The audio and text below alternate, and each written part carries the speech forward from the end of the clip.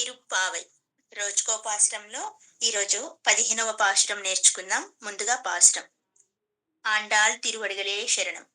ఎల్లే ఇளங்கிளியே இன்னம் உறங்குதியோ ஷில்லென்றலறி ஏன்மின் நங்கை மீர் போதுருகின்றேன் வல்லலை உன் கட்டுரைகள் வண்டே உன் வாயறிதும் வல்லீர்கள் நீங்களே நானேதா நாயுடுகா வல்லலை நீ போதாய் உனக்கென்ன வேருடையை எல்லாரும் போந்தாரோ போந்தார் போந்தெண்ணிக்கொள் வல்லானை கொன்றானை மாத்தாரை மாத்தளிக்க வல்லானை మాయనై పాడేలో రెంబావాయ్.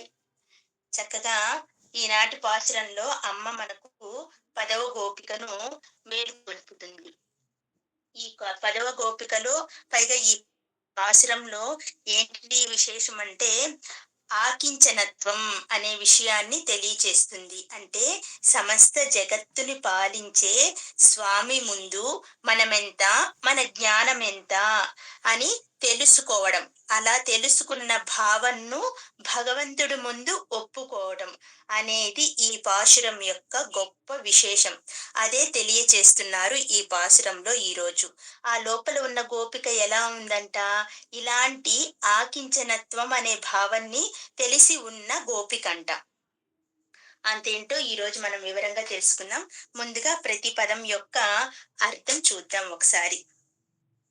ఇళంగిలియే అంటే ఏంటి? ఇళంగిలియే అంటే చిన్న చిలుక వలె తీయగా పలికేదానా అని. మనం ఎవరైనా ముద్దుగా పెద్దవాళ్ళైనా సరే చక్కగా మంచి స్వరంతో తీయగా మాట్లాడుతుంటే ఏమంటాము?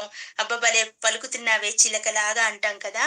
అలా చిన్న చిలుక వలె తీయగా పలికే ఓ బాలిక, ఎల్లే ఏమి ఆశ్చర్యం, ఇన్నం ఇంకను, ఉరంగుదియో నిద్రించుచుంటివా అని బయటున్న గోపికలు పిలుస్తున్నారనమాట. షిల్ ఎన్రు చివుక్కుమన్నట్లు ఆమె లేచి రావటం లేదని ఆమె మనసుకి చివుక్కుమనే మాటలు మాట్లాడుతున్నారంట. అంటే ఎత్తి పొడుపుగా మాట్లాడుతున్నారని ఇక్కడ అర్థం అనమాట. ఏన్మిన్ నంగై మీర్ అంటే ఏన్మిన్ అంటే ఫస్ట్ పిలవకుండా నంగై మీర్ అంటే ఈమె పూర్ణురాలంట. ఈ రోజు గోపిక పూర్ణురాల. పోదర్గిన్రే వచ్చుచున్నాను అని లోపల ఉన్న గోపిక బదులు చెప్తూ ఉందంట. వస్తున్నాను అని బదులు చెప్తుందంట.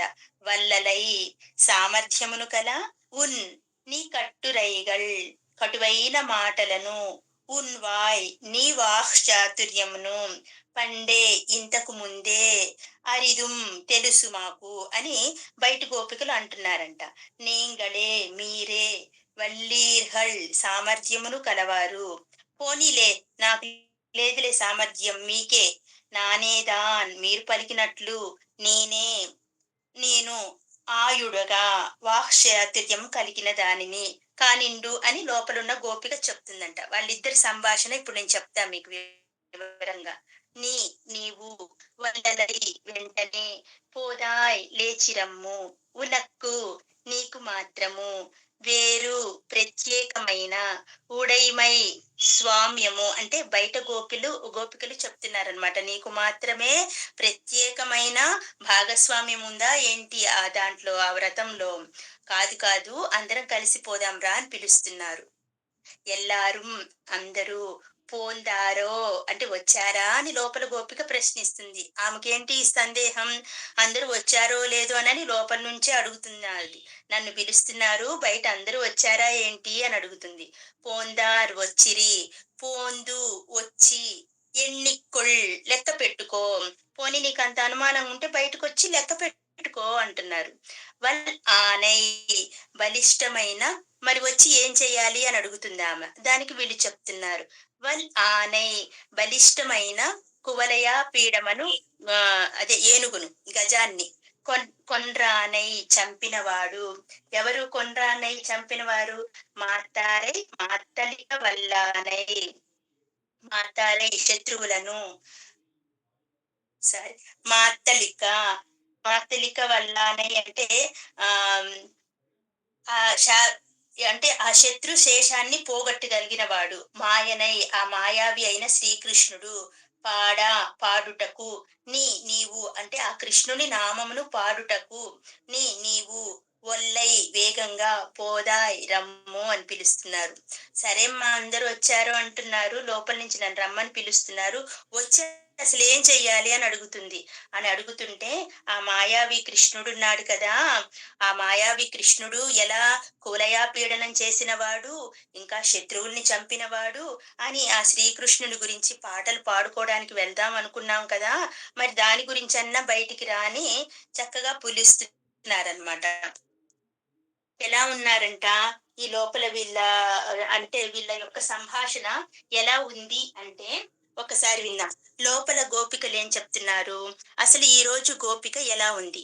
ఆమె అహంకారమంతా తొలగిపోయి పరిపూర్ణ స్థితిలో ఉందంట. ఒక మనిషికి అహంకారం ఉన్నప్పుడు ఎలా ఉంటారు? అహంకారం లేనప్పుడు పరిపూర్ణ స్థితి కలుగుతుంది కదా! అలాంటి స్థితిలో ఉన్న గోపిక ఈరోజు. ఆమె నిన్న మనం పాడుకున్నాం కదా! 'ఉంగల్ పులక్కడై పాశురం' ఆ పాటని మధురంగా లోపల పడుకొని పాడుకుంటుందంట.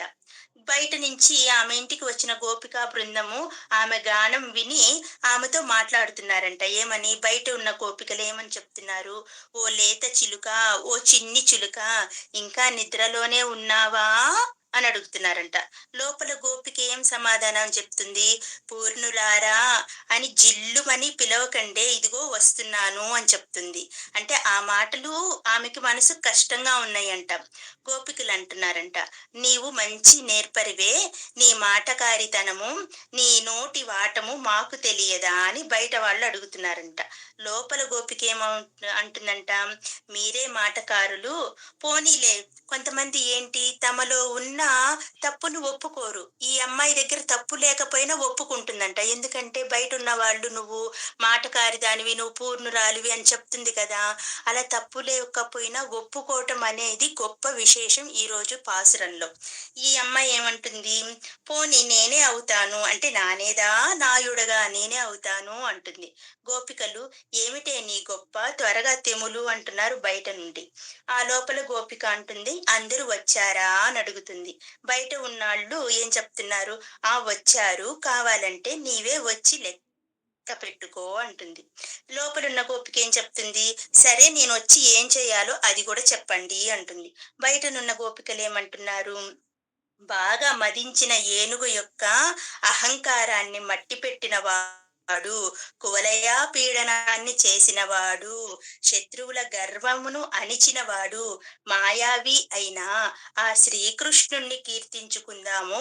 నువ్వు మందు లేసి రావమ్మా, లోపల నుంచే అన్ని మాటలు మాట్లాడుతున్నావేంటి అని చక్కగా ఈరోజు ఆ లోపల బయట సన్నివేశాలు సాగుతూ ఉంటాయి. అలాగే మనం ప్రతి లైన్‌కి అర్థం చూసుకుందాం. ఎల్లే ఇలంగిరిలే అంటే ముద్దు ముద్దుగా చిలక పలుకులు పలుకుతుందంట ఈనాటి గోపిక. ఇన్నం ఉరంగుది లేచి రమ్మంటే వస్తున్నాను వస్తున్నాను అంటుందంట. కానీ బయటికి రావటం లేదంట. ఈమెకేంటి సందేహం లోపల ఉండి అందరూ వచ్చారా? లేపోతే వీళ్ళు ఊరికే నన్నొచ్చి పిలుస్తున్నారా? అని ఈమెకు లోపలున్న ఆమెకి సందేహం అంట. బయటున్న వాళ్ళేమంటున్నారు? అయ్యో! వస్తానని చెప్పి ఇంకా పడుకొని ఉన్నదే ఈమె. కాస్త వెటకారంగా అన్నా పిలిస్తే అయినా వస్తదేమోనని వీళ్ళేం చేస్తున్నారు, ఓహ్! నువ్వు పరిపూర్ణురాలివైన దానివని, అహంకారం లేని దానివని, ఆకించనత్వాన్ని కలిగి ఉన్న దానివని, నువ్వు బయటికి రావడం లేదా అని ఆ పేర్లతో పిలుస్తున్నారు ఈ గోపికను. అప్పుడు ఈమేమంటుంది, "షిల్లేండ్రలై ఏన్మిన్ నంగైమీర్ పోదురుగిన్రేన్" అంటే ఏంటి? పోదాం రమ్ము ఆలస్యం అవుతుంది కదా అని గోపికను లేపుతున్నారు. ఈమెం చెప్తుంది? వల్లలై ఉన్ కట్టురైగల్ వండే ఉన్ వాయరితుం అని చెప్తుంది. అంటే మాట ఇచ్చావు కదా అని వాళ్ళు అడుగుతున్నారు. ఇంకా పడుకొని ఉంటే ఎలా ఫలితం వస్తుంది? నువ్వు రాకుండా ఉంటే మాకెలా ఫలితం వస్తుంది? నువ్విచ్చిన మాట కోసమైనా బయటికి రావమ్మా! మాతో కలుస్తాను. మా గోష్ఠిలో చేరతాను అని చెప్పావు కదా! ఆ! అయినా రావటం లేదు. మాకు తెలుసులే నీకు గర్వం ఎక్కువగా పరిపూర్ణురాలు అని గర్వం అని అన్నారంట. అబ్బబ్బా! అలా మాట్లాడకండి. ఆ మాట నా మనసుకు చివుక్కుమంటుంది. అలా మాట్లాడొద్దు అనిందంట. మళ్ళీ ఏమనిందంట, అందరూ వచ్చారా అనగానే వీళ్ళేమంటున్నారు, వల్లీర్హల్ నీంగళే నానేదా నాయుడుగా, నీవు తప్పితే అందరం ఉన్నామమ్మా, మరి నువ్వు ఒక్కదానివే రాలేదు, మరి ఏందో చెప్తున్నావు, మా అందరి మీద తప్పులు చూపిస్తున్నావు అని ఎత్తి పొడుపు మాటలు మాట్లాడుతున్నారంట. సరే సరే ఊరుకోండి, మీ ఎవరిది కాదు తప్పు, నాదే తప్పు అని ఒప్పుకుంటున్నాను అని చెప్పి ఇంకొంచెం మాటలు పెరగనీయకుండా వస్తున్నాను ఉండండి అని చెప్తుందంట. వల్లలై నీ పోదాయ్ ఉనక్కెన్న వేరుడయై, నీ వ్రతాన్ని నువ్వు ఒక్కదానివే చేసుకుందామని, చక్కగా నీ పాటలు నువ్వే పాడుకుందామని, అంటే ఏంటి, ఈమె నిన్నటి పాసురాన్ని పాడుకుంటూ ఉంది ఇంట్లో కూర్చొని. ఈ బయట వాళ్ళు ఏమని అపోహ పడుతున్నారు, ఈమె వ్రతాన్ని ఆమె ఒక్కటే చేసుకుందామని, ఆమె పాటలు ఆమె పాడుకుందామని, మాతో కలిసి వస్తానని చెప్పి లోపల ఒక్కటే చేసుకుంటున్నావా ఏమి అని పిలుస్తున్నారంట. అయ్యయ్యో ఇన్ని మాటలు అంటున్నారు, నేను అలా ఏం చేయటం లేదు అంటే, అయ్యయ్యో నువ్వు చేస్తున్నావులే అంటున్నారంట. సరే పోనీలేదు, మీరన్నట్టు నేను లోపల చేసుకుంటున్నాను అంటున్నారు కదా, నాదే తప్పు లేట్ చేయటము, ఇదిగో వస్తున్నాను అని తన తప్పు లేకపోయినా బయట వాళ్ళని నొప్పించకుండా వస్తున్నాను అని చెప్తుందంట. ఇలాంటి గొప్ప గుణాలు ఎవరికి ఉన్నాయి, సీతకి, భరతుడికి, లక్ష్మణుడికి ఉన్నాయి ముఖ్యంగా. అలాంటి లక్షణాలతో పోలుస్తున్నారు. ఏంటా గొప్ప లక్షణం, భరతుడున్నాడు కదా, ఆయనంట వచ్చేసరికి ఇక్కడ అన్ని జరిగిపోయినాయి. ఆ ఆయన రాగానే వాళ్ళ తల్లి పిలిచిందంటే, హే రాజన్ అని పిలిచిందంట భరతుడిని. అనగానే ఏంటి మా అమ్మ నన్ను రాజన్ అంటుంది, నువ్వు రాజువి అంటుంది అని బాధపడ్డాడంట. ఒక పక్క తండ్రి మరణం, ఈయనకేమో రాజ్య పట్టాభిషేకం, ఇటు పక్కనేమో అన్న వదినలు ఇంకొక అన్న అందరు కలిసి అడవుల పాలయ్యారు. వీటన్నిటికీ కారణం నువ్వే కదమ్మా అని చెప్పి వాళ్ళ అమ్మని నిందించలేదంట భరతుడు. ఎంత గొప్ప సూక్ష్మమో చూడండి. భరతుడు అలా నిందించలేదంట. ఎవరిని తప్పు పట్టకుండా, అయ్యయ్యో నేనెంత తప్పు చేశాను, తప్పంతా నాది, నేను ఇక్కడ లేకపోవడంలో ఇవన్నీ జరిగిపోయినాయి, ఇంతటి అనర్థం వచ్చింది, మా అమ్మ మా నాన్నగారికి మరణానికి కారణమైంది, మా అన్నని అడవులకి పంపడానికి కారణమైంది అని చెప్పకుండా, నేను ఇక్కడ లేకపోవడం వల్ల, నా దౌర్భాగ్యం కారణం వల్లనే ఇదంతా జరిగింది అని తప్పునంతా ఆయన మీద వేసుకున్న గొప్ప వ్యక్తి అంట భరతుడు.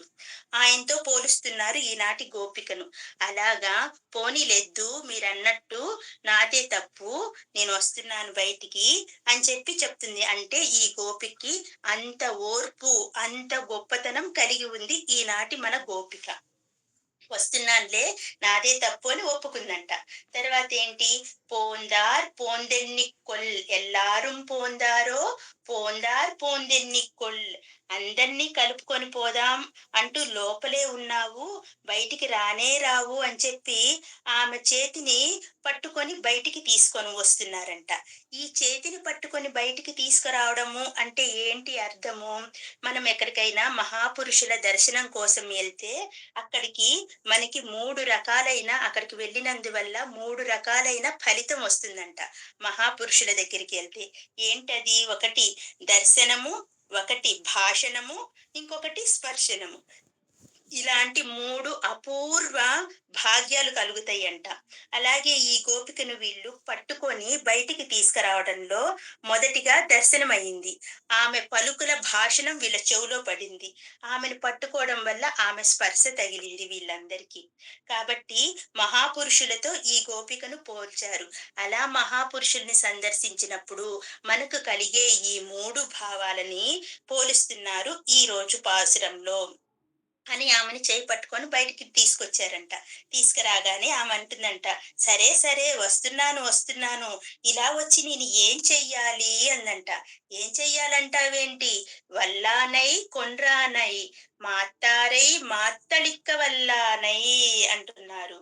ఏం చేస్తానంటున్నావేంటి, గతంలో శ్రీకృష్ణ పరమాత్మ చేసిన లీలల్ని ఒక్కసారి గుర్తు చేసుకో. ఏంటి ఆయన చేసిన లీలలు, కువలయ పీడనం అనే ఏనుగు యొక్క మదాన్ని అరిచాడు. అవి ఎక్కడ ఉన్నాయి? అవి కంసుడు ఆధ్వర్యంలో పెంచబడిన కువలయ పీడనాలు అంటే మదించిన ఏనుగులు. అలాంటి పీడనాన్ని కువలయ పీడనాన్ని సంహరించాడు. ఎలా సంహరించాడు? దాని 2 దంతాలను అట్లా విరిచి అంతటి మదించిన ఏనుగు యొక్క గర్వాన్ని అణిచాడు మన కృష్ణయ్య. అంటే ఇక్కడ గర్వాన్ని అణచడం అంటే కంసుడు యొక్క గర్వాన్ని ఆ కువలయ పీడనం సంహారంతో తీసేశాడు. ఆ కంసుడికి ఎంత గర్వము, ఎంత మదించి, ఎంత అహంకారంతో ఉన్నాడో, ఆ అహంకారాన్ని తీశాడు.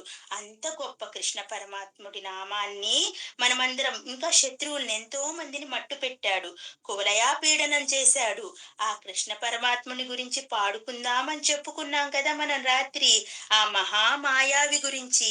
ఆ మహామాయావి అక్కడ కంసుడి అహంకారాన్ని అణిచాడు. ఇక్కడ అలాంటి మాయావి మనల్ని ఏం చేస్తాడు? మనలో ఉన్న అరిషడ్ వర్గాలను మట్టు పెడతాడంట. అసలు వీటన్నిటికీ ఏంటి కారణం? ఈ అరిషడ్ వర్గాలకి చెలరేగిపోవడానికి కారణం కామం. మొట్టమొదటిగా అందుకే అరిషడ్ వర్గాల్లో కామాన్ని చెప్పారనమాట. ఆ కామమే ఈ వీటన్నిటికీ మూలము. అలాంటి కామాన్ని తీసేస్తాడు.